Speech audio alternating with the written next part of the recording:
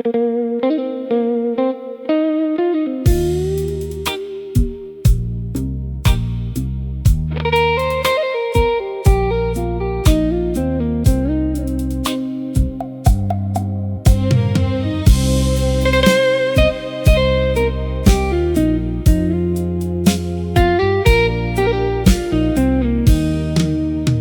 ំពៅលួនស្រុក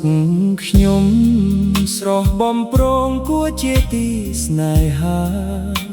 វាលស្រែខៀវស្រងាត់លាតសន្ធឹងក្រៅមេឃាព្រឹកព្រលឹមខ្យល់ត្រជាក់បក់មកនាំក្លិនផ្កា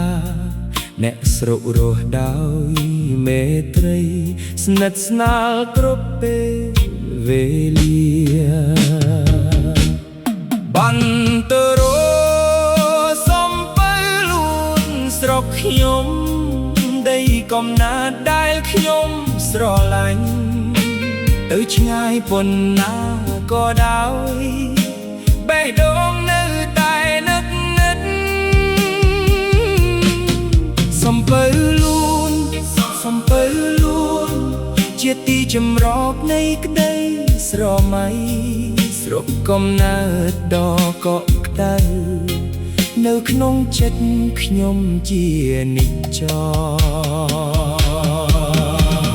ថ្ងៃលិចក្រោយភ្នំឆ្ងាយពណ៌ងារស្រះលើភូមិឋានសំណាយក្មេងៗលេងសប្បាយបន្លឺពេញគ្រប់ទីកន្លែងផ្លូវទុចក្នុងភូមិធ្លាប់ដើរលេងកាលពីក្មេងអនុស្សាវរីយ៍ជាច្រើននៅចងចាំមិនភ្លេចឡើ